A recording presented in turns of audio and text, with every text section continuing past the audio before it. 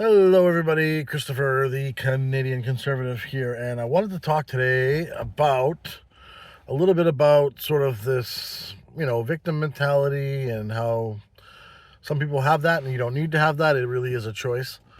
So I'm going to go a little bit into. I'm going to do the cliff notes on sort of a little bit more about how I got here and sort of the lack of safety net, the lack of real family that I have and how that works. So I was raised by my mother since I was 5 years old. We didn't really ever discuss anything. She gave me a great childhood. I played sports my whole life. I don't really know how she was able to afford it. Obviously, things were better then than they are now, but I remember my mom eating platefuls of spinach. Nobody likes spinach that much for dinner, but that was probably, a few days before payday, and she was eating what she had left. And, I never went without. I remember some of the meals that I had. My favorite meal still to this day, although I don't eat it ever, but is it's kind of like a hamburger hash, but not really. It's mashed potatoes. You can imagine that's a bag of potatoes going to go a long way for a single mother, with a can of cream and mushroom soup as the gravy that you would pour over top of browned ground beef. Mix that in, pour that ground beef cream and mushroom soup mixture over top of the potatoes, a little salt and pepper. Delicious. Super cheap, goes a long way. Not too bad. Not a vegetable in sight other than the mushroom that was in there, but it was a great meal. So, raised by her, we never really discussed anything important. There was no bad blood on my mom and dad's side. My dad knew that I was better off with my mom. Um, and I would spend a couple of weeks, not every summer, with my dad. My mom, to her credit, never badmouthed him, no matter how much she struggled. That I probably didn't really see. I was certainly as a child, you're not really aware of what you don't have or do have, or you know. And so she did a really good job. And I've told her this, even though we don't really get along these days. I've told her, I want you to know, even though we have our disagreements, that you gave me a wonderful childhood. And I know that it was tough for you. I remember her crying when she got a microwave for Christmas. Just as a single mom, just to save some money. I mean, no one knew that microwaves were terrible for you, right? I don't have one. Didn't have one in my old place. I would heat up a plate of food, like, put it in the oven. 30 minutes later, it was heated up normally, not Anyways, so went into sheet metal when I was about 20, 21. Got out of that, and eventually, that was when I first moved out, and I went up to the Okanagan after getting out of sheet metal. Again, I think I covered this in another video, but a friend of mine lost his finger. I almost died twice due to other people's negligence. Um, and I was thinking about getting out of it. I wasn't enjoying it, and I basically just walked out of class for 6 weeks every year. You'd go to like training, and I was in a blowpipe, so we worked on grain elevators. So we clean our grain in Canada. That's all the runs that we would do. So I operated a plasma table, and I would do some painting and then deliver and help with some of the installs. Um, and that was basically what I did for 2.5 years. So I didn't really learn a lot of the other stuff. So I'd get behind. Teacher in school was a real asshole, and so I ended up just walking out. I mean, I had money. So I had, a little over 20 grand in the bank, and I went up to the Okanagan on vacation for a month, and I ended up staying for 5 years.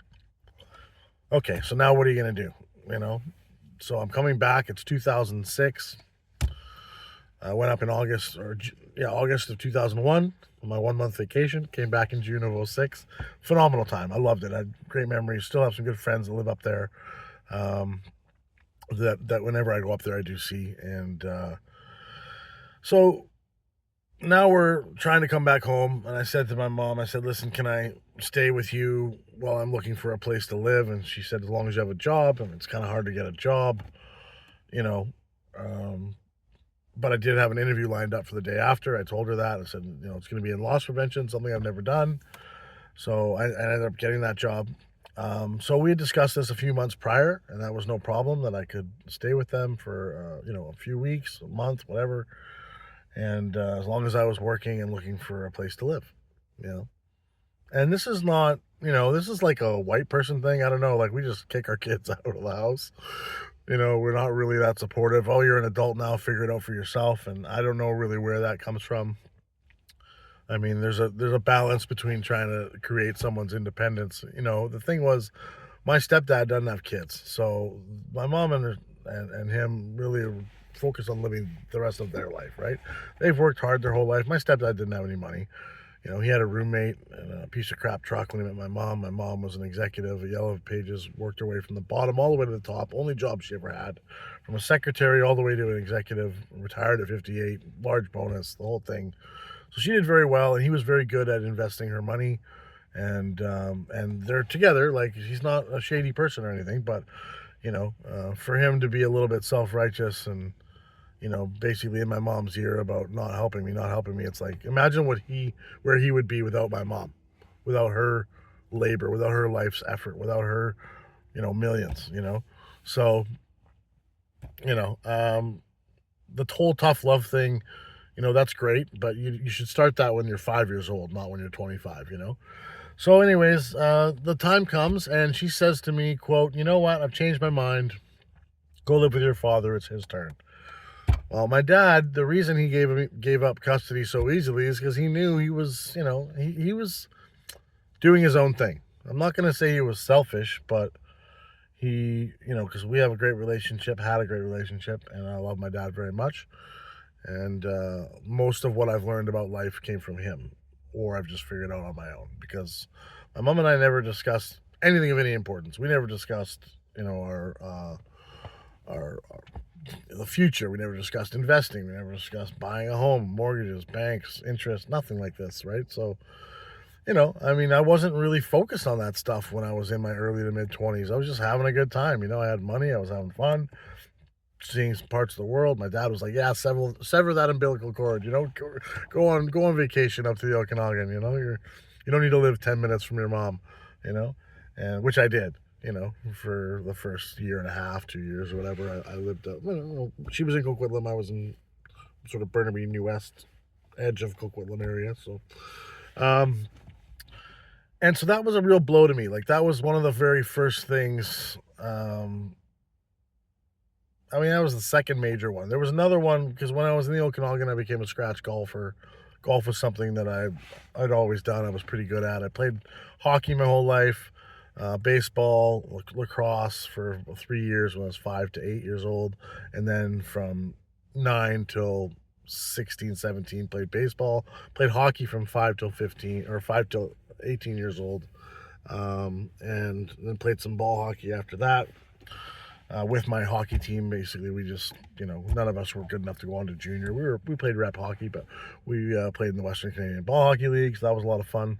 Did that for about 3 years, and basically, that was a big blow when she said, "It's your father's turn," because that was something we had agreed upon, and I felt like she'd lied and taken, gone back on her word. So prior to that, getting into golf, and I'm going to try to keep this. This is going to be a long video, but um, I wanted to become a teaching professional. And, this is something where I had said to her, I said, "Listen, it was hard for me to save money. I'm working at a golf course. I'm, at this point, 5 years in, the 20 grand I went up there with, it's gone. So, to teach golf in Canada, you have to become a CPGA pro through the Canadian Professional Golfers Association. And what that means is you have to do a playing ability test. You have to have a certified handicap. So you have to play a certain amount of rounds, and you have to have your card signed. It has to be official. And then you basically have to go play 2 rounds of golf. At this time, it would have cost $35 to golf this course. I think it was Royalwood in Chilliwack. But to do the CPGA, they shut down the course. They set it up for a limited number of pros. It ends up being, it was $585. So I managed to save up my money so that I could pay for that, but I couldn't save up the union dues. So if you pass the test, and I was already, basically you only had to shoot like 78. If anyone that doesn't know golf, I mean, whatever, if you know golf, par 72, so you're shooting 6 over, 6 over, and you could do that even par and 12 over. It didn't matter. It just had to be, score X or under over 2 rounds. So I was already shooting those scores. I mean, I was shooting 70 on a regular basis, 1 or 2 under par. So that wasn't that wasn't going to be the issue. The issue was once you pass that test, you immediately have to pay your union dues for the year, which is something like $1,800 or something at that time, and I didn't have it. So I said, listen, can you help me out? Now, my mom, during my time in the Okanagan, I had asked for help after that money ran out 2 times. Now, when I was living at home in Sheep Meadow, I lived there for 2 years and then moved out and then probably quit Sheep Meadow 7 or 8 months after that. So it was a little more than 2.5 years. But for 2 years, I paid $300 a month rent to my mom. So when I asked to borrow money, to me, I'm borrowing my own money. I mean, you're doing well. You own a townhouse. You're an executive. You don't need my $300 a month, right? So if you're trying to teach me how to budget, okay. I would have done the same had I had kids. I would have charged them rent, but I would have kept it for them in a savings account. And when they moved out, I would have given it to them. So that's me. I mean, I guess it's easy to say, but she helped me out for $1,800 and $1,200 on 2 occasions. That's $3,000. $300 a month times 24 months. Do the math.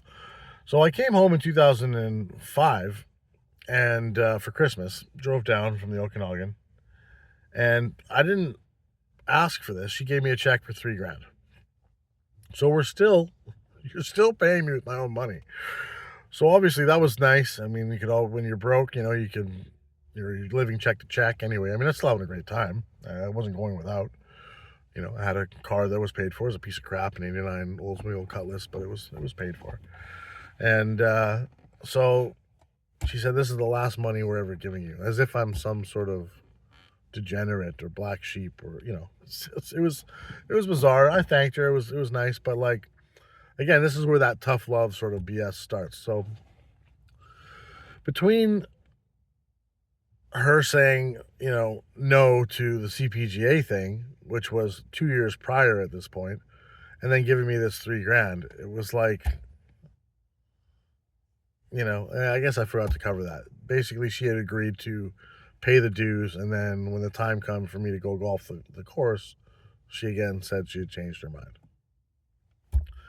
I don't know why, these things happen, but these were, my mother had never let me down or done anything to hurt me. Not that I had, relied on her a ton or anything, but obviously just growing up, great childhood, like I had mentioned. So for her to, in my opinion, just sort of stab me in the back like that, it really hurt. It was, I was very close to my mom growing up, and it really caused some issues, and it was sort of the beginning of us kind of drifting apart.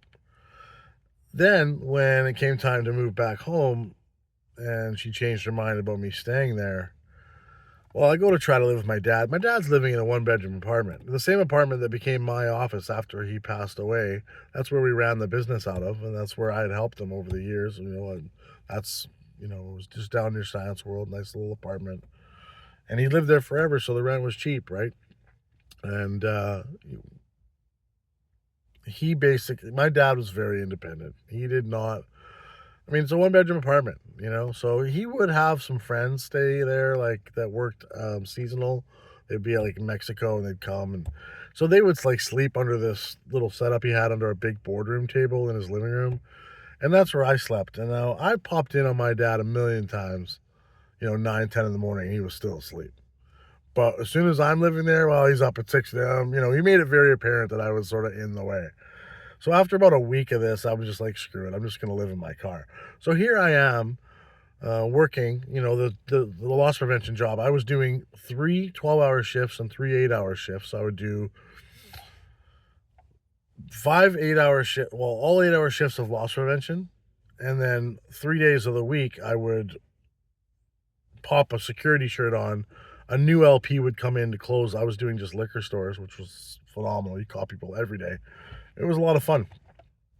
And I would then do a 4-hour shift in my security uniform with another LP working. So being that I was an LP as well, we were really good at like keeping an eye on someone. That I'd pretend to be distracted because I had the security shirt on, so they would obviously be drawn to me, and then I would turn and look away when I knew the LP was in position to watch the person we knew was gonna steal, and And so that was fun. So I was doing that, working a ton, had all this money, looking for places. And for some reason, I don't know why, but I wasn't looking for like low rise apartments. I should have done that. I was going and looking at like nice basement suites and some like rental ranchers. So I was always dealing with, like the owner.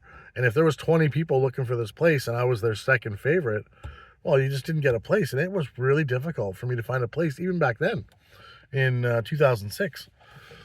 So here I am working full time, a few grand back in my pocket, and I can't. No, my dad lives in Vancouver, my mom lives in Coquitlam, and I'm sleeping in my car. It's ridiculous. This is like a white person problem. This should never happen. And so there was plenty of resentment for that for me, but I mean, whatever. I dug myself out of that. One of the loss prevention guys I work with realized, he's like, man, your car's a mess. I'm like, this is my house, dude. Can't find a place to live around here. And so he offered me a basement suite in his place in White Rock, which was awesome. I was there for about a year and a half. Eventually, yeah, him and his wife, they had some issues. They split up. And so I moved on from there.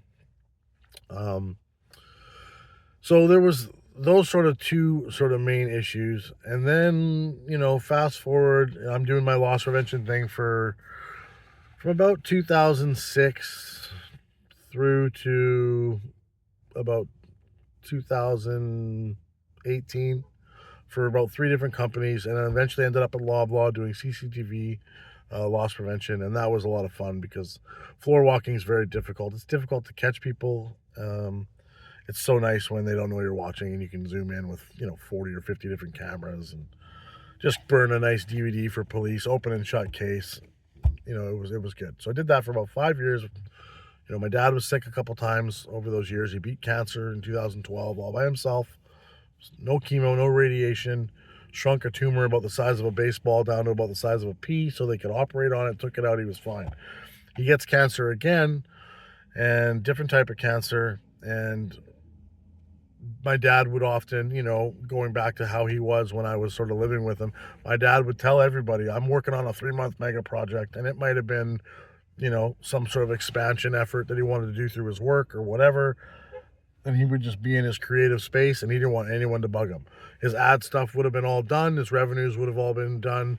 You work really hard for 4 months of the year in that business. And then if you don't need any new clients, you got 8 months to do whatever you want. My dad would go down to Mexico for 6 months. He would do his thing. So there was plenty of times where we just wouldn't talk to him for, 6 months, 3 months, 5 months, whatever.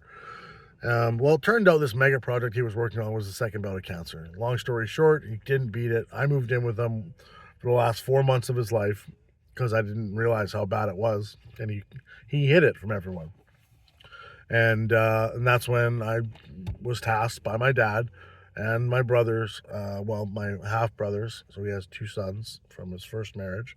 I'm the only son with my mom. And so I basically took over his business. I remember crying to my brother Dave, who had a business. He lived in Kelowna, but he'd come down to try to help. He was the executor for the will. Everything was done through at my dad's request. My other brother Scott, he's not really, he didn't come see my dad when he was dying. He lives in a van, but he has for a long time. He's got some mental issues. And I'll leave it at that, but he's not really in the family. I tried to include him in the business, cut him a check for $1,500 before he even did any work as a show of good faith. There were some issues with him and my dad. He tried to help my dad out here and there, and it was just a difficult working relationship.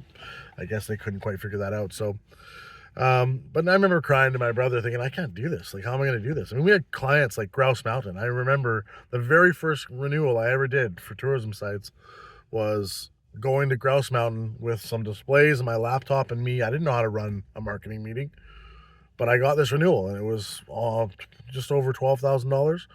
I signed 2 clients, Wild Whales, whale watching, and not Wild Whales. Anyways, it doesn't matter. But a few new clients, $15,000 contract. I signed Flyover Canada, renewed, Cap Bridge, and all these major attractions. And unfortunately, my dad never got anything in writing. This was a 32-year relationship he had with the False Creek Ferries. The owner of the ferries died.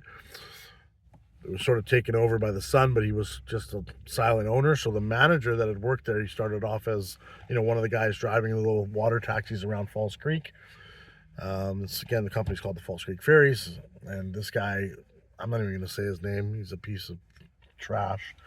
The first meeting I had with him after my dad passed away, and he just basically used it as leverage to up our monthly payment. We would lease this amount, and it was just sort of a handshake. It was something we would talk about, but we never had anything in writing. And that's the one thing that I wish my dad had just gotten from the old owner, a 99-year lease on the advertising rights.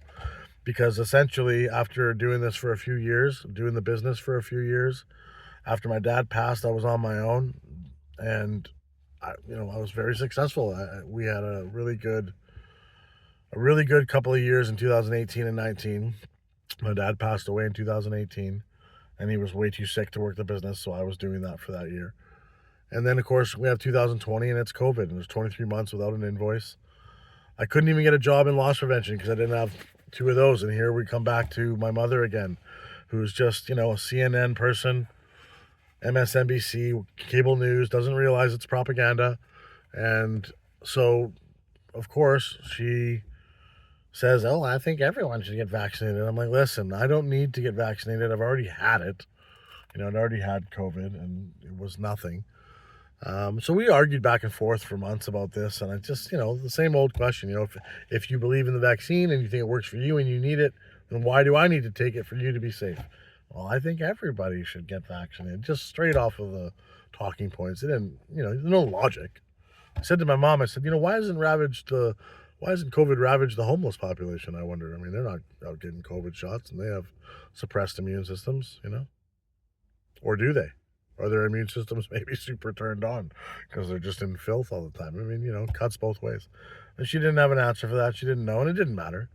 So I wasn't allowed to see her until I got so I saw her in 2020 before this was, there was a vaccine or any talks of having to get one. We had dinner in the garage, and we sat like a few feet apart, myself, my girlfriend, my stepdad, and my mom, and I went up there on a golf trip, and that's pretty much all there was to do in 2020. So, the girlfriend was working her job. I was still trying to save the business, and there was no tourism at all. There was nobody coming in. The cruise ships weren't there. So, it was not a good time.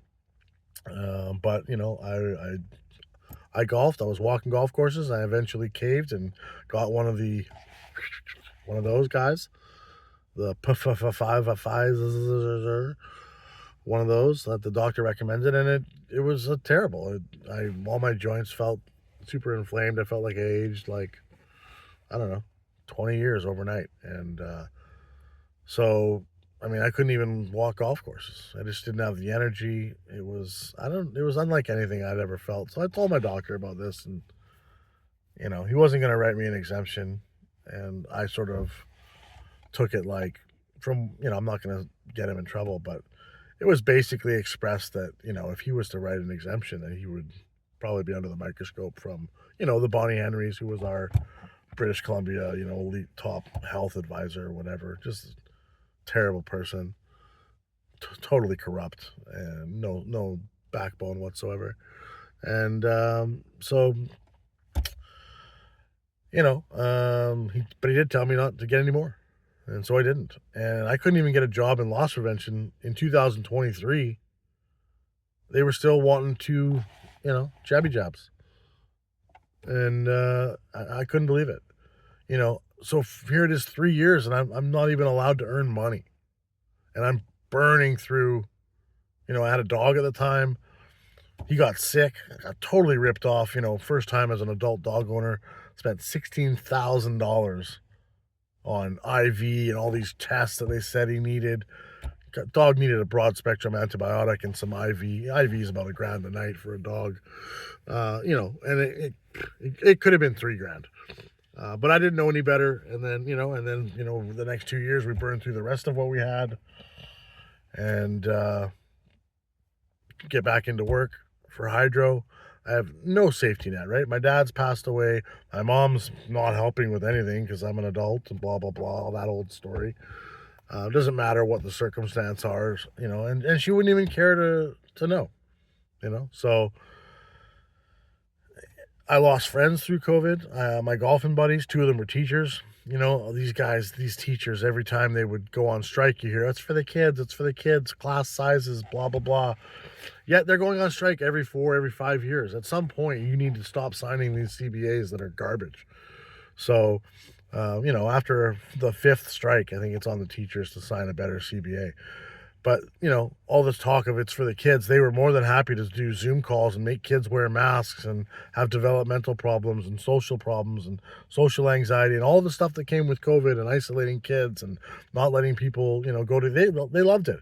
They could do their Zoom calls. They were at home. Their golf stuff was ready and they're out golfing every day. They're golfing in the morning. They're golfing after work, and they're getting paid just fine. So it doesn't matter, right?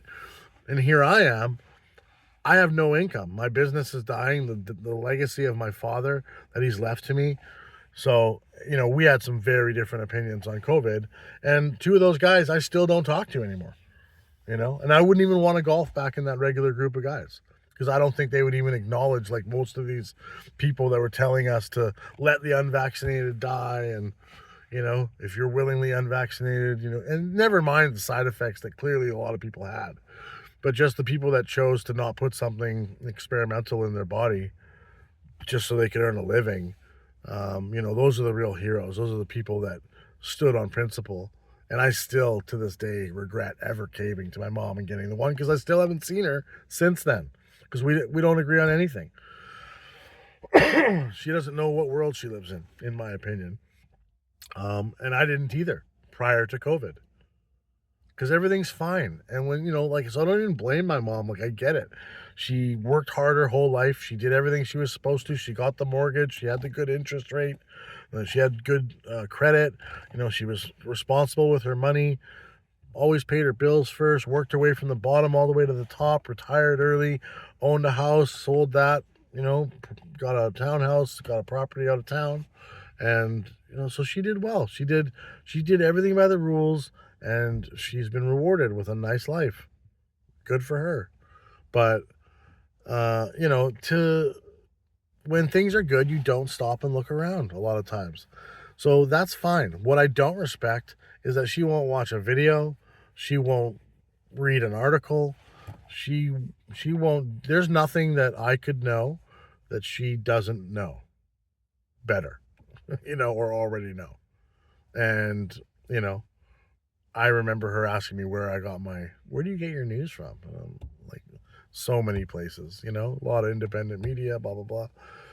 She's just not having it. So, here I am after this 8-year relationship, which certainly was strained through COVID. And I'm still friends, like I say, with my ex. I saw her yesterday.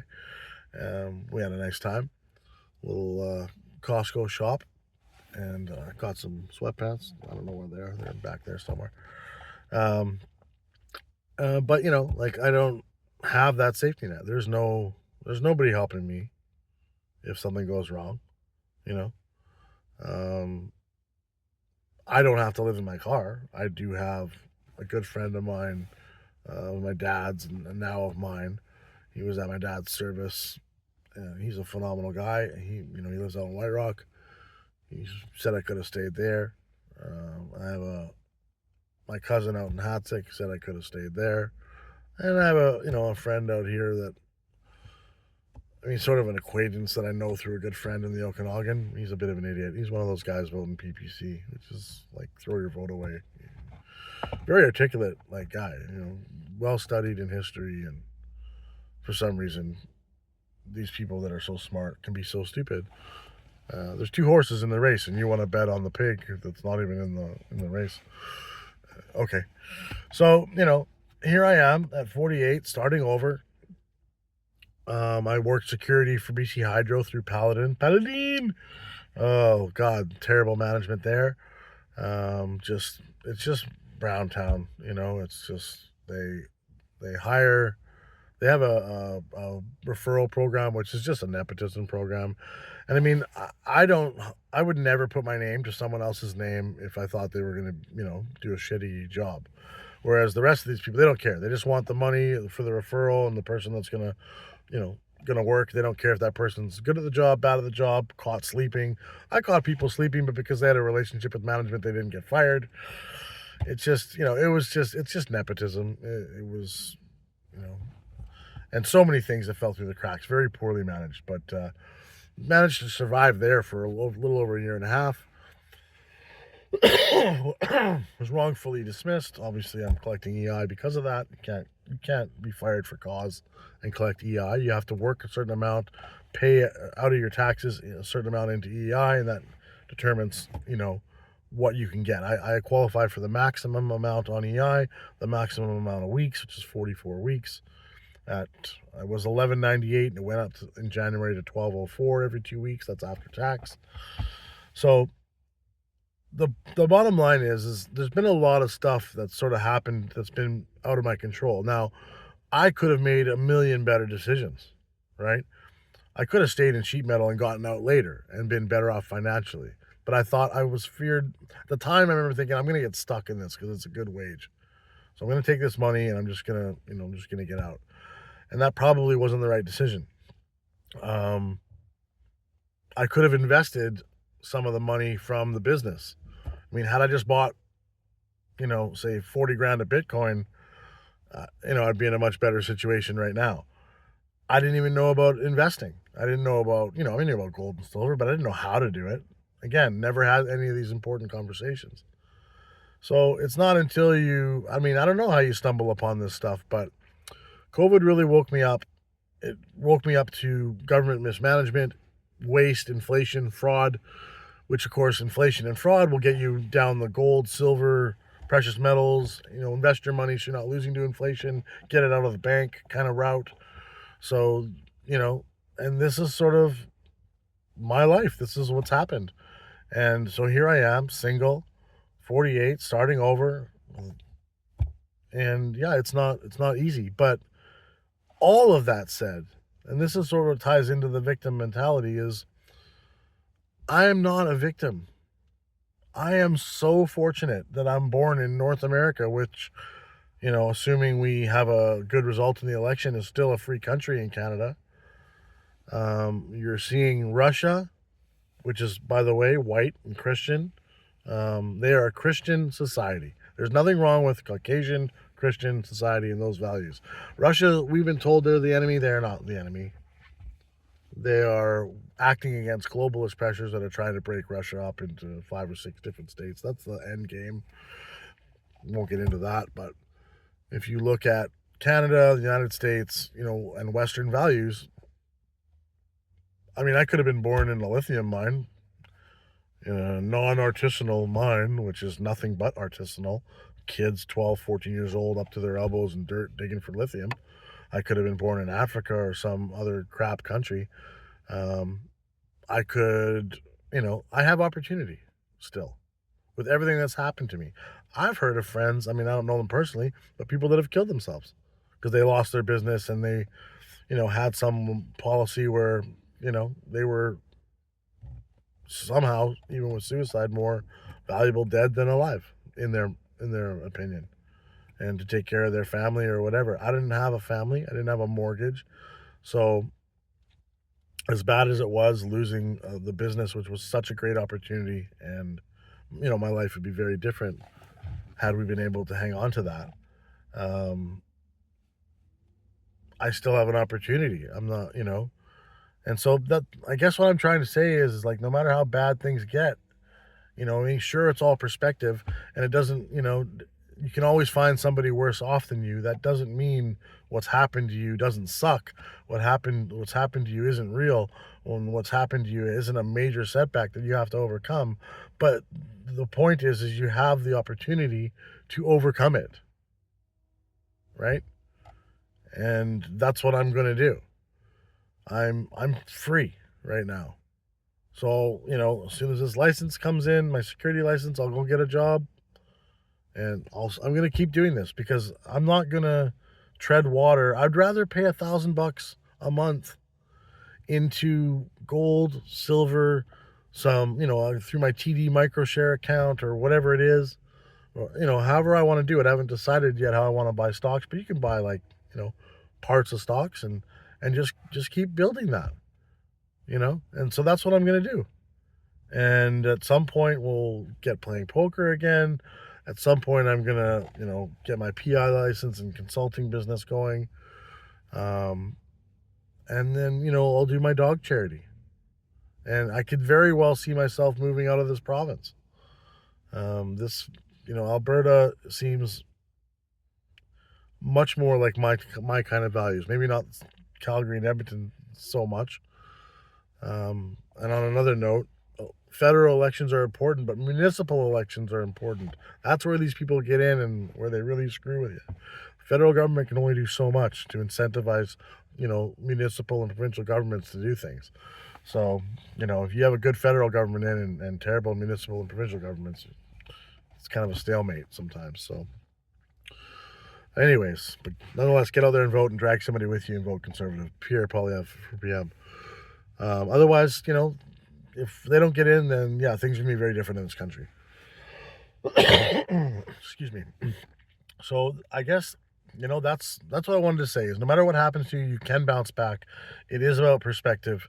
You've got to realize that what happened to you sucked, but that you have the opportunity to start over. You have the opportunity to build back better and actually do that. None of this Biden baloney. But you can rebuild yourself. Anything is possible. Whatever it is you want to do, you can do it. And so I'm going to lose weight. I'm going to get some investments going. I'm going to get a different life going. I'm going to get a life going through day trading and, my businesses that is portable, that I can take other places. So I'm not anchored into one place. And, wherever that takes me, so be it. Right now, I'd like to stay in the Lower Mainland because I do like it here. But, we'll see what happens. I'm not closing the door on any possibility. In life, there's a saying that my brother used to say, and, well, there's a couple. One is how someone does one thing is normally how they do everything. And it sort of speaks to if you have bad habits. So, like, if you're an overweight person that's got no, you know, real discipline, well, that's going to bleed over into other aspects of your life. Now, anything I'm passionate about, whether it was golf, poker, there's no lack of discipline. I'm very studied. I would grind it out. I mean, I hit 500-600 golf balls a day on the low end when I was just trying to, make swing changes, whatever. If I had a passion for it, I was all in. And you kind of got to be insane to it. So that for me, that helps being single because it is difficult to put everything into something and, while you're trying to share your life with someone else. So right now, I've got so much time to make up that I'm not going to worry about that. I don't have to worry about a girlfriend or whatever. It's just me. I'll make some time for my friends when I can, but I'm putting myself first, and I'm going to come out of this, stronger and better than ever. This already isn't happening nearly as fast as I want, but I'm just over 2 months into doing this, and I'm down 30 pounds. I know. You should have seen me before, but I'm down 30 pounds. My habits are already changing for the better. I'm getting exercise every day. I'm learning something new every day. I'm becoming, more knowledgeable about investing, day trading, the world we live in, markets, how they can and can't affect some of the things I've got going on, coming up, going forward. So I'm just trying to be better every day. And, ultimately, I think that's if everyone tries that and you're honest with yourself, that's very key. You can't get better at anything if you're not honest with yourself. You cheat at golf and then you improve, you're not going to see an improvement because you were lying about your scores before. If you're not honest with poker and the decisions you make and you think you're always unlucky, you couldn't have played the hand differently or maybe had a different strategy, maybe studied the spots a little bit more. If you think it's just unlucky, well, you're probably not going to improve at that either. And if you think there's nothing you can do to change your physical health, oh, it's too hard, blah, blah, blah. Well, okay. Yeah, nothing worth doing is generally easy. And if you want a real sense of accomplishment, you're going to have to sacrifice, plan, be honest with yourself, and most importantly, execute. So I'm replacing, by living in this car, all the Netflix and chill and just the surfing and, oh, this is a cool show, whatever. I don't have time for that shit. You know? I don't have time for that. I'll keep up with my YouTube politics and world stuff and give me some ideas for things to talk about on here. But, it's just, you gotta be honest with yourself. You gotta sacrifice. And the saying that my brother said that I really like is, you have to be able to, at any moment, sacrifice what you are right now for what you want to be. So, whatever that is for you, whatever bad habit that is for you, put down the joint, put down the beer. You want to lose a little weight, you're going to have to stop drinking, or you're going to have to exercise more. More effort or less garbage in, either one, or a combination of both. There are things you need to do, and you can do it. We all can do it. We're all programmed to be scared out of fear of failure or someone making fun of us. I mean, you think I don't know that these vlogs are terrible and no one's probably going to watch them? Okay, great. So what? I'm still going to do it. And at the very least, this is going to be a record of this time of my life for me to look back on. And if my mom ever gives a shit and wants to watch a YouTube video, maybe she'll know what her son was thinking and going through a little bit, So anyways, that's all I have to say. I'm going to have a cigarette. I'm going to go into the library. I'm getting into smoking soon too. And going to go get some work done. And then we'll get a walk in later and rinse and repeat tomorrow. All right, take care. See you guys next time.